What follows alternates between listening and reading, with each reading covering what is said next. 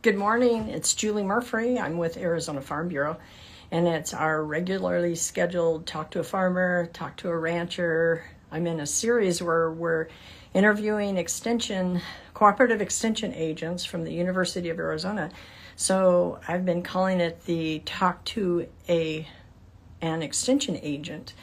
We are very excited about who we're going to have on today. Even though this is virtual, I'm doing this from the comfort of my office. We headed north, virtually speaking, to Coconino County, Extension's Cooperative Extensions team. And my guest today will be Gayle Gratop, I believe is how I say her name. And she is an extension agent. She has all sorts of neat and awesome things to tell us. And so hang in with me. I'm going to bring her in. It's takes a little bit of time to get this up and running.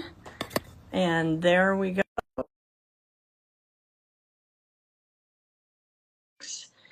And we'll go from there. Hello, Daily Dose Grill. Hello, modern day hippie. Yay. Oh, there she is. Welcome, Yay. Gayle. Hi. I'm Can so relieved that I actually made it on here and the technology works for me. Yes, I know. I probably put a lot of stress on my guests, especially if it's the first time you do something like this. But welcome and thank you for joining us, and thank you for being part of this very important series on the University of Arizona's Cooperative Extension Services, trying to help. I've discovered much more about extension thanks to it, even though I was a 4-H kid, and that's how most of us in our youth are introduced to extension. But I've learned so much, and I know I'm going to learn a lot from you, Gayle. So welcome and thank you for being part of this. Thanks, Julie. Good to be here. And guess what? We have about 5 people that have joined the live, so you're popular. Oh. Well, let's launch right into the questions. I've been Okay. asking every one of the extension agents or directors that I've interviewed, in your own words, yes, Extension, like so many neat organizations, have a very clear mission statement. But in your own words, does Extension mean to you? For me, I think the top two things that come to mind are partnerships and accessibility. So I just value all of the partnerships that I've been able to make and that are thriving in communities, not only in Coconino County, but across the state, just because I am affiliated with Cooperative Extension. And it is our mission, of course, to make education and the resources that are coming out of the university accessible to community members and stakeholders. So those are the two things that I really appreciate about cooperative extension. Awesome. Give us a little bit, tell us about Gayle and also your personal experiences. Like, how long have you worked for Extension? Your educational background, all that fun stuff. And then, you can even highlight your personal experiences with Extension with a personal story. Okay, great. Well, I have lived in Coconino County for 30 years now. It'll be 30 years in July. And my educational background, it's a kind of, it ties together, but I have a pretty unique background. My undergraduate degree from NAU is in environmental studies, and then I ended up working for the Park Service and the Forest Service for a while, and then decided that I wanted to learn more about growing plants as opposed to doing a lot of invasive species removal, and that's what I was doing. So that kind of put me down a path toward horticulture. So I decided to go back to school and get a degree in production horticulture from Yavapai College.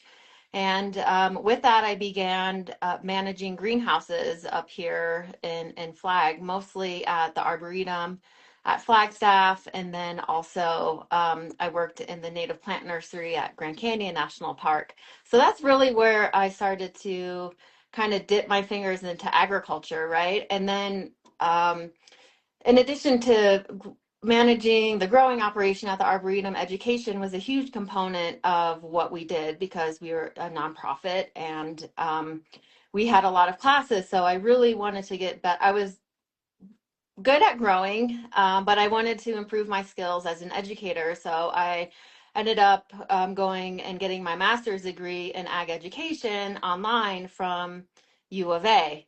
And this is where I started to go down the extension path. I knew who extension was because I often worked a lot with master gardeners at the Arboretum. And since I was now in school with U of A, I kind of wanted to deepen those ties because I was up here in Flagstaff. And I approached the Coconino County Extension director here about doing a capstone project with Cooperative Extension, and that was in 2018. So from 2018, I started as a volunteer, and then I got hired in 2019 as a program coordinator, and then and what I did for my master or for my graduate capstone project was I created the first online version of the Master Gardener program in the state. And that was right before the pandemic happened. So we were Okay. kind of already ahead of the times a little bit. So we were prepared. We had an online program going already. So people were kind of looking toward us when we had to make that switch, right, over to everything being virtual. And then fast forward a few more years, in 2023, I became the Family Consumer and Health Science Extension Agent here in Coconino County. And I'm still in school. I think I have a little bit of a problem. It's hard for me to stop. And I'm working on a PhD in Awesome. interdisciplinary health at NAU. And my dissertation research is focusing on farm stress among women agriculturalists in Arizona. Oh, awesome. And so what I think is neat about that, it's specific to Arizona. So are you in your dissertation research to get your PhD then, are you interviewing a lot of our ag women? Yes.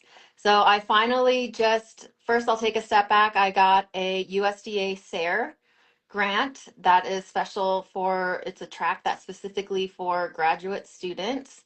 And it is a community-based participatory research project. So not only do we have extension agents on the team, we have three producers from across the state in Arizona. And I just made it through IRB, and that's where you have to get permission through all the institutions to do human subjects research, because technically that's what this is. And right now we are in the beginnings of recruitment. So I haven't recruited anybody. If you all know people yet, we are almost good to go to do interviews across the state. I'm hoping to do 30. So Um, send me a paragraph or two. We're doing an action item right now, and we'll send it out to all of our ag members, and we'll give the specifics, and then I'll tell them to just simply contact you. That Would would that? be great. Yeah, Yes. I can do that. And I got another small grant for being able to provide people who I interview $50 gift certificates for their time and Yeah, appreciation. So yeah, no, I would love to help you with that. I always like to say, and this is based on the USDA Census of Agriculture, that Arizona has the largest population of female farmers that are that are considered the primary owner of the farm. And most people don't, then I always ask them, why do you think that is?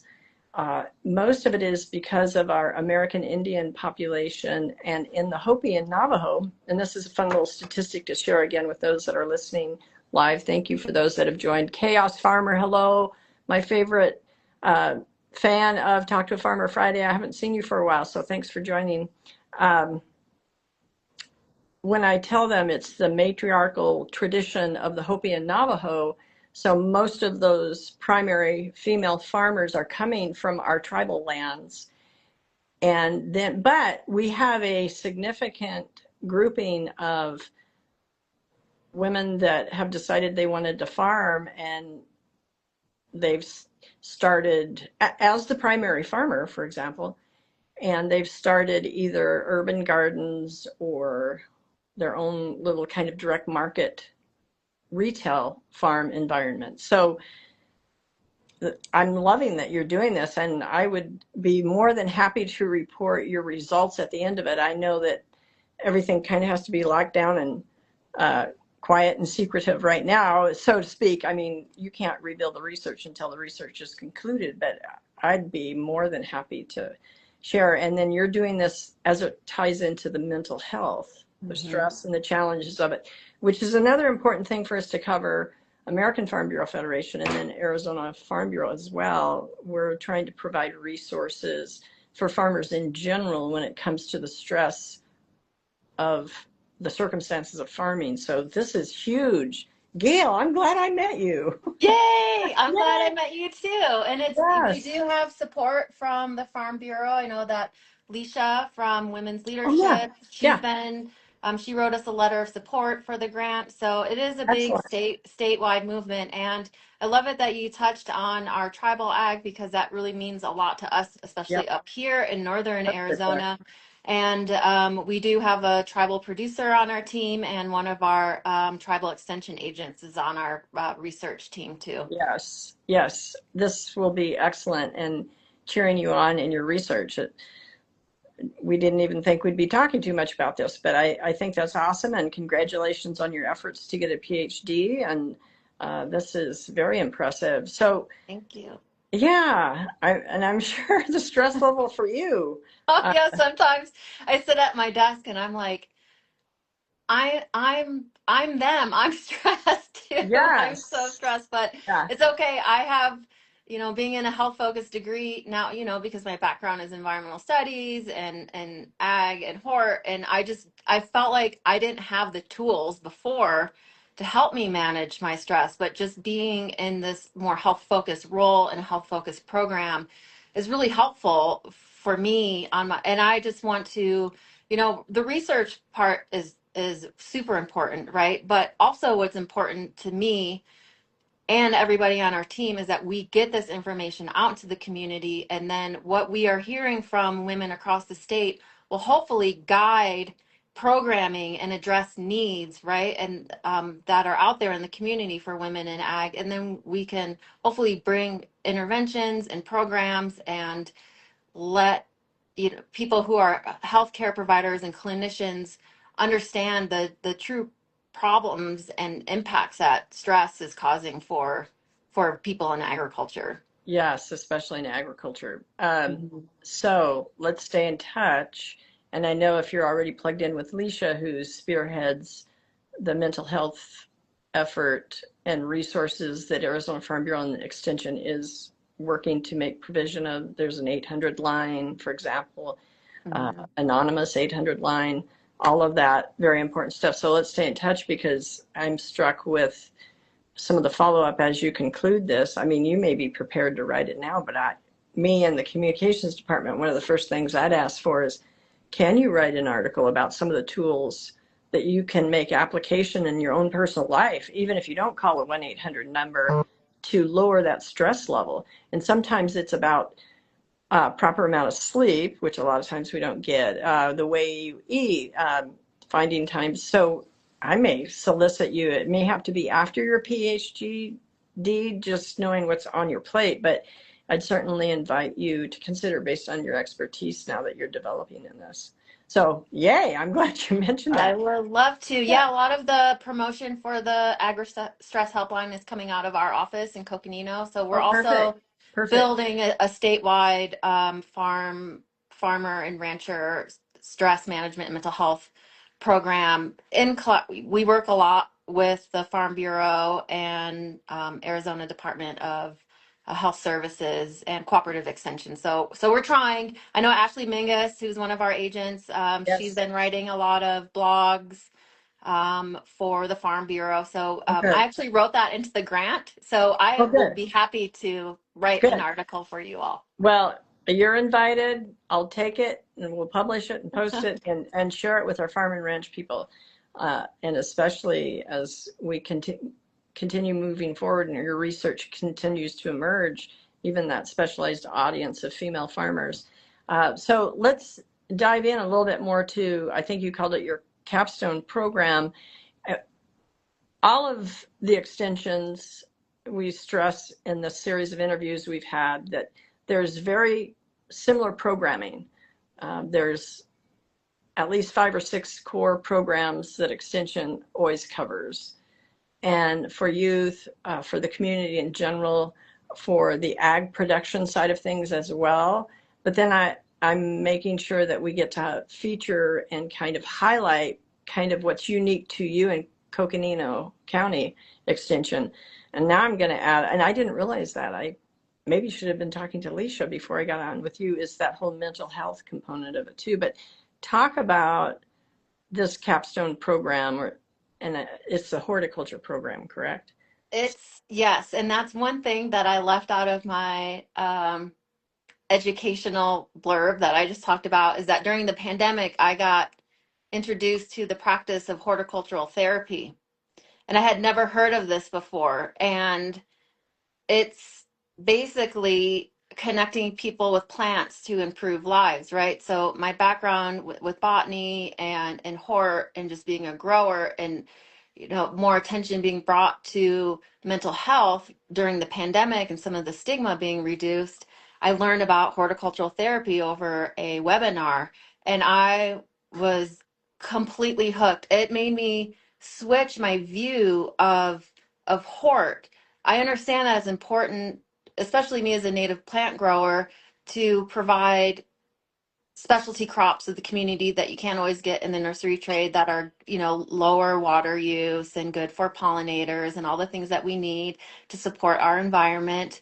But I never really tied it into how it could help people in your mental health. So, of course, being a school addict, I went through a program that was based in Colorado. I got college credits from Colorado State University, and my education came from the Horticultural Therapy Institute, and I've worked very hard to become a registered horticultural therapist. So that's how that programming came about here in Coconino County, and I'm the only person with Cooperative Extension that has that credential. So mostly I'm doing that programming with youth. Since 2022, I've had a program in partnership with Terra Birds, who does gardening education here at schools.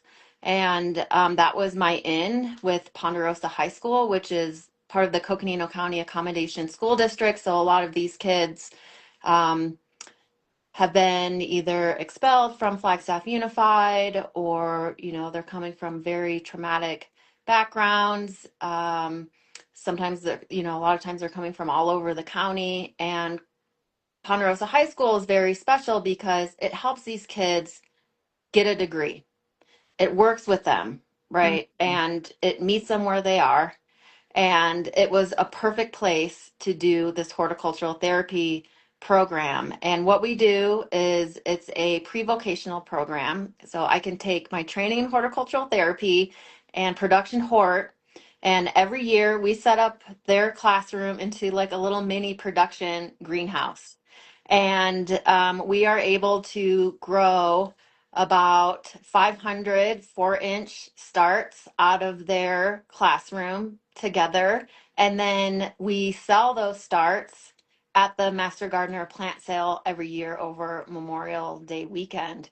So the kids are involved, and it's very intentional, right? It's not just about growing the plants, it's about growing the people, the kids, alongside the plants. So the kids, we come up with what they want to grow. Of course, with my guidance, we come up with a production schedule together, right? So I have them read the back of their seed packets.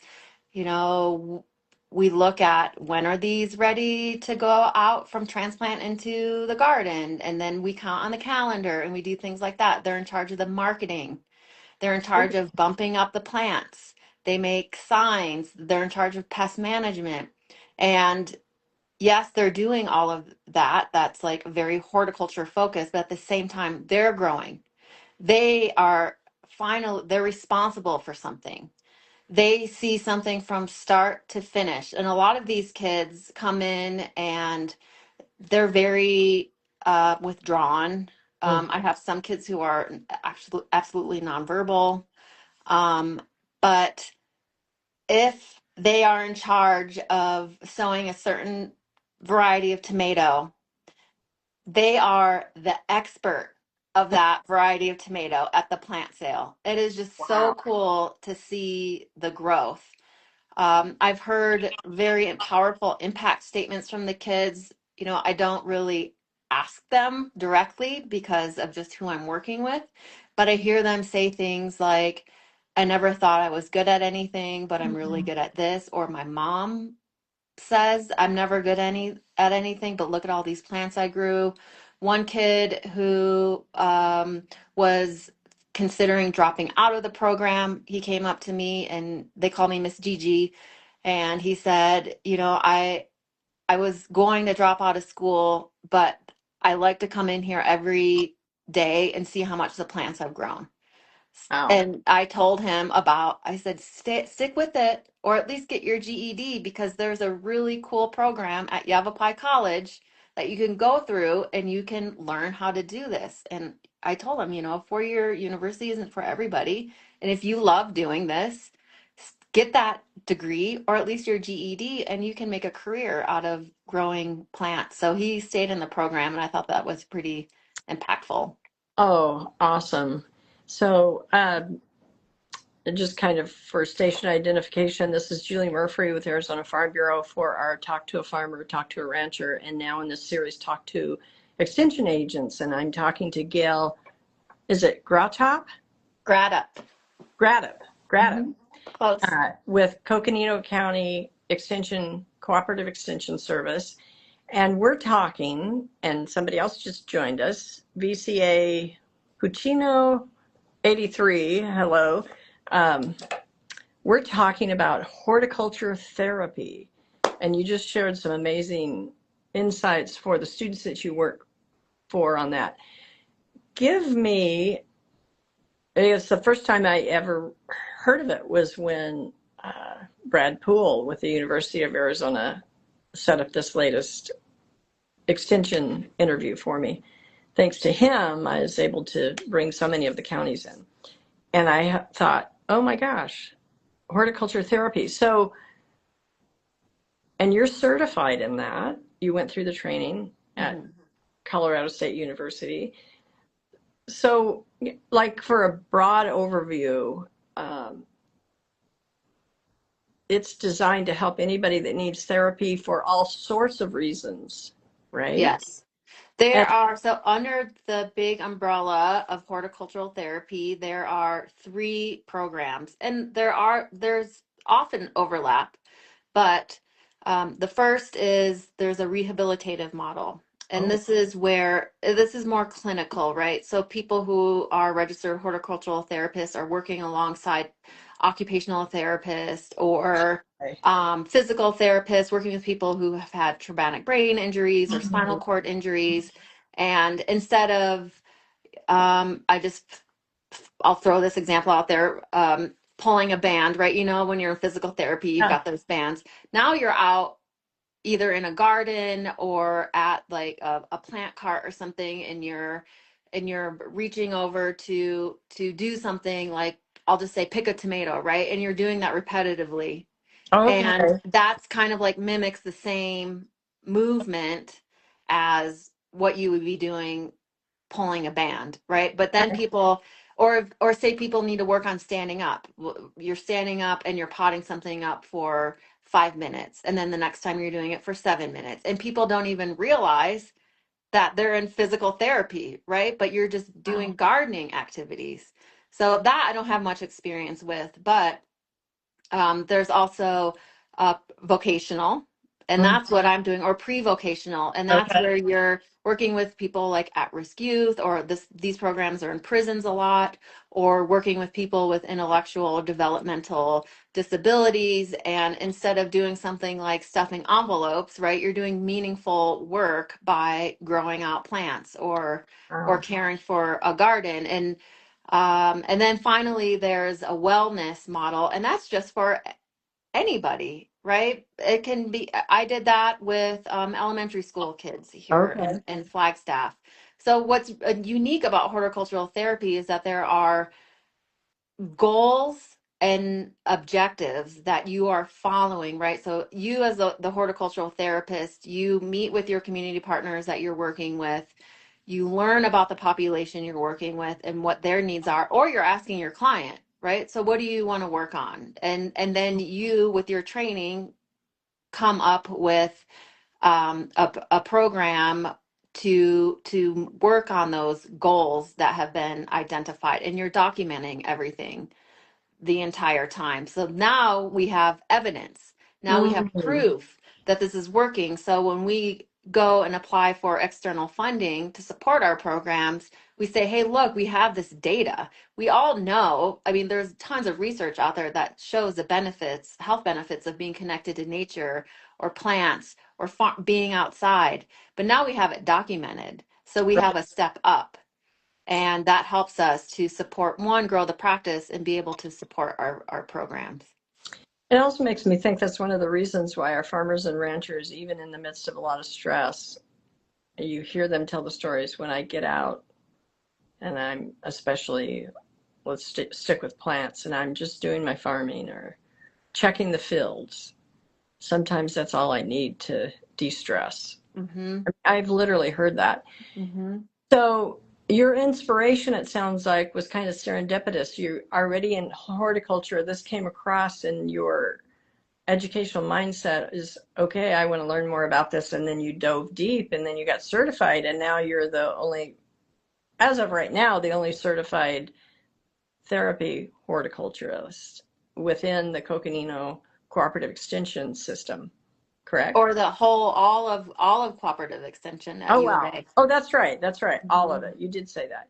Yeah. So that's how it kind of came across and what inspired it. And now you are helping students, at-risk students, is what I would classify. Is that Mm-hmm. fair to say? At-risk Yes. students with your whole vocational horticulture therapy, and you're transforming these young minds and making them feel, I've heard the phrase, people that live around live plants live longer. So, that's something anecdotal. You're actually documenting and researching, but wow, this has got to make you look forward to your job. It does. Yeah. And Yeah. I can't speak enough about the great relationship that we have at Ponderosa High School and with John Taylor, who is the founder and CEO of Terra Birds. So it's just, again, back to those partnerships that we have here in the community. I couldn't have done it by myself. I mean, I'm coming in with the expertise, right? But these people, especially Terra Birds, they're the people who have the relationship with Ponderosa High, with working with this specific population. So it really is a group effort. So you've alluded to some of those inspiring stories with your students, but can you, without naming names, obviously, can you kind of highlight uh, the visual, obvious transformation of a student that was really struggling, maybe was even nonverbal? I don't know what the story would be, but can you share one of these inspiring stories? Yeah. So there was a young lady who was very withdrawn, but she was smart because I hand them. I don't have kids take tests, right? I'm like, we're not going to do that here. But I do want you all to write down after every session what you learned or what you accomplished, more so like what you accomplished today. But if they wanted to put something down about what they learned, and her, what she would write, it was just, it was, I could tell she's highly intelligent and she was really into the program. And then, more, as you know, this is a 9-week program. And then as she would feel more and more comfortable with me and with the program. And then she started coming up to me and saying, hey, what can I do today? Right? Mm. What do you want me to work on? So I would assign her tasks. And part of the program is that the kids, if they follow all the goals and objectives that we have lined out for the program and they show up, they earn a certificate of completion from Coconino Extension, right? It's not college credit, but it's something tangible that they can Right. hold. So um, this young woman, she completed the program. We awarded her the certificate, and she was so proud of it. And that afternoon, she actually had a job interview with Mm. AmeriCorps. She Awesome. brought that certificate with her I to love it. her job interview. And then she ended up getting hired with Terror Bird. So that's part of it too. If these kids finish the program, and they also get paid to work the plant sale, right? Because it is a pre-vocational program. Then they have an opportunity to get hired with Terror Birds, and then they take care of school gardens when all the teachers are away on break across Flagstaff. So it's a really cool program. And then all the money that we make from the plants, it just goes back into the program, and we donate 10% to the Coconino Master Gardener Association for supporting their garden grant program across Coconino County. So it's really cool. Yeah. What are they typically growing?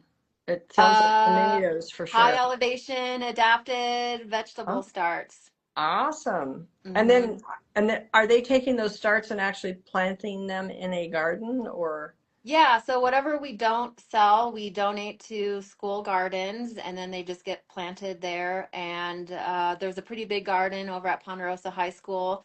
And I think, was it last year, they harvested over 300 pounds of produce and gave it to the Flagstaff Family Food Center, or it went home with kids with their Okay. to their families. Awesome. Like I said, Gail, you have to look forward to every day, especially when you're working with those kids. Yeah, so neat. Mhm. Um, Curiosity caught you and took you to another level with It this did. It horticulture did. therapy. Yeah, and it's neat to know some of these programs. And to me, this is also another beautiful and prime example of how embedded county extensions are within their communities. I have not, Absolutely. and one thing that I've also noted from all you that it has a common thread of evidence is your passion for what you're doing. And those kind of things are evident with everybody I've talked to, and certainly with you, Gail. So we have to keep in touch because I do want to follow up with some of the things you're doing as it relates to your PhD and as it relates to just the whole mental health issue. And I would take in a heartbeat an article from you that we would share on our blog and then also in our e-newsletter to all of our ag members. And if you need me to shoot out a query to women, female farmers, to interview them for your PhD, I can certainly help you with that. So we have action items, and that doesn't always happen in an interview. But I this know. is this I is love it. I love it too. And you gave me a vibe on this too, but I'm still going to ask it. What can stakeholders, partners, you're partnering with us, you're partnering with the school systems, Mhm. but what also can stakeholders, audiences expect in the future from Coconino County Extension? Will there be some things from your PhD that you feel like maybe you'll be able to, once you're concluded with that, make application in your work environment? Any insights on what we can expect from Gayle and Coconino County Extension? Well, I guess in relation to the work that I'm doing to earn my PhD, I don't know if people in the audience know about, especially women in ag, but this is for everybody, Annie's Project. Three Yes, of us yes. I know that there's somebody who's affiliated with Farm Bureau who was a facilitator, and we're working with her. I can't remember her name, but Ashley Mingus and Ashley Wright both know her. So the two Ashleys and I just went through facilitator training through Annie's Project, and we are making a plan to bring Annie's back to Arizona. There you go. Good. And we can certainly report on that. Yes, we actually used to help facilitate that and promote it and all of that stuff. That is a program that's very geared to the producer side of the equation for our farmers and ranchers, and a very worthwhile program. And a lot of extensions throughout the United States actually have made application of Annie's project. So it's neat to hear that. And I do see, even if it's not specific to Coconino County, I do see some of these things that you are working on as it relates to healthy mental health in the agriculture environment. I think the evolution of that has a lot of potential. And I know we're going to keep it front and center with what we do here at Arizona Farm Bureau, and we're always happy to partner in so many ways with Extension. And I really appreciate you taking the time to do this interview with me. And I know it's a little bit more complicated when you have to do a split screen virtual, but this worked out great, Gayle. Is there any last comments, any last commentaries, any other insights? Just know you've had about 8 people that have come on to this, possibly more by the time I look, because I haven't always tracked the numbers when somebody new came in. But we also keep this on our Instagram account. And then we also share it to, once we upload it to YouTube, we also share it on our azfb.org. So there's always going to be a place for it. If somebody, because I thought you gave a very thorough insight on what horticulture therapy is, the potential of it, the 3 areas, and it might be something that you would share with someone else that's interested in this whole horticulture therapy. And one thing that strikes me too, that in just looking at this, even if they don't have the level of training and certification you do, we need to get back into gardening. Plants are a very healthy thing for all of us to partake in. Absolutely. I love them so much. Yeah. Yeah. I bet you have a wonderful garden at home. Now it sounds too like you like to do a lot of native plants, focused on what we grow well here in Arizona. Yes, absolutely. That's what I grow. I took a break last year for the first time, and I'm thinking about taking a break this year just because I am so busy with being a full-time agent and working on my PhD. I plan to do a lot of my research this summer, so I'll be traveling. But I do have a native plant nursery, a backyard nursery, and that I strictly grow with the kids. We're growing the veggie starts that are adapted to our crazy growing conditions up here at 7,000 feet in northern Arizona. But I specialize in growing out those natives, and it is a niche market, but there is a need up here. Native plants it takes some finesse to grow them. That's why they're not in the trade. Right. I mean, it can be difficult. One, it's hard to get seed. And 2, they can be very challenging to grow because we have a challenging growing environment up here, and that's just what they're adapted to. But, I've been doing it since 2009. So I feel like I've gotten pretty good at it. And it was really, really hard for me to not grow last year. And probably this year too, because it's my therapy too. Now, for the first time in my life, I sit at a desk a lot. I'm doing a lot of writing. And it's just, I really like going home in the summer and tending to my greenhouse. Yeah, it's just a big part of who I am. And I really do love native plants so much. Do you do any of the, is it the heritage seed or the, any rare, um, climate adapted to our climate type of seed at all? Because I know they have seed banks and that whole preservation effort with some of those, like either heritage or legacy seeds. Do you do any of that?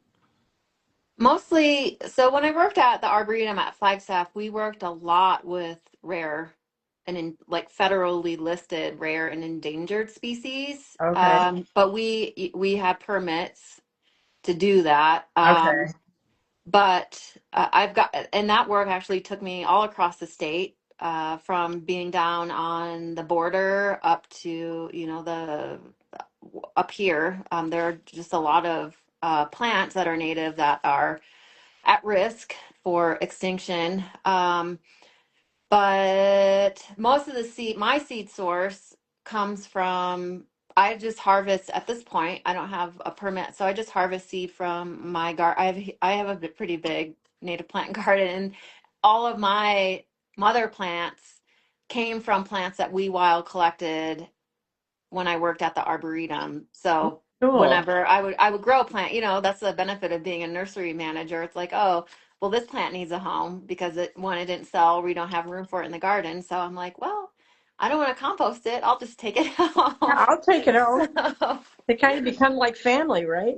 they are, yeah. And I take great pride in being out at the farmers markets and being out at pop-up plant sales and being able to tell people exactly where the seed came from, Oh, neat. that the plant that they're purchasing. I'm like, oh yeah, we collected this seed from wherever outside of Flagstaff, or so it should do really well in your neighborhood because this is the climate it came from. Yeah, I just really love that. And being a grower myself, I just really, I didn't grow up on a farm, but I do have a hort background and I have a nursery.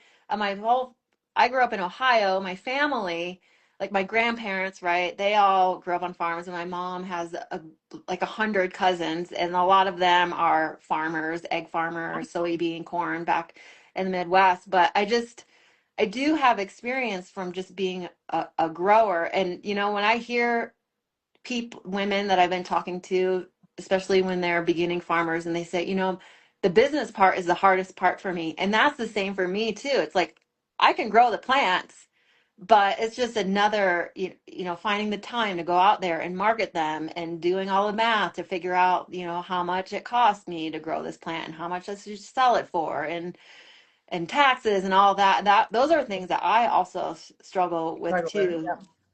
Well, You know. and it sounds like the Arboretum, we forget that one of their roles is to try to preserve rare seed and and all the other things that some of our wonderful that's a plug for the Arboretums, the one in Flagstaff, and we have several here in Arizona, don't we? Have one in Tucson, and we have The um, seed banks. well, not seed banks, but just the Arboretums in general and what their role is Oh, a lot of times, you know. yeah. Yep. Yeah. There's the Boyce Thompson Arboretum that's over outside of Phoenix. I think I Hmm. can't Surprise, Arizona, maybe. Yep. And then yeah, the Arboretum at Flagstaff, and then I'm sure there's something in Tucson. Yeah, they're spread out across the state. Very, very valuable, I think, for Yes. education, conservation, just great resources community. We used to get a lot of school groups that came there. Um, yeah, it really jump started my career in hort, so I really appreciated the experience I got there. Well, we're glad though that we have you now in Extension. Me too. Yeah. I love working for Extension. It's just such a great fit for me because you can be a practitioner and an educator, and you are out in the communities working with people. So I love that. That's awesome. Gail, thank you for all you do. And thank you for being part of this whole extension series. And like I said, we save this on the Arizona Farm Bureau Instagram account, as well as uploading it on our website, azfb.org. You're a rock star. You're outstanding in your field. So let's hang out together. And maybe after this interview, I'm inspired to do some of my own plants. Growing Yeah. up on a farm, I got a good fill of it. And one of my favorite things one time was to grow a little herb garden. Several of the plants didn't sprout, but then some of the different varieties did, and it was so exciting. So, and I still remember that to this day, as old as I am. So that was therapy for me. All right. Well, listen, you take care. Blessings to you. And thanks again for participating, Gail. You're welcome. All Be in right. touch. Bye, Talk to you Julie. soon. See Bye ya. bye.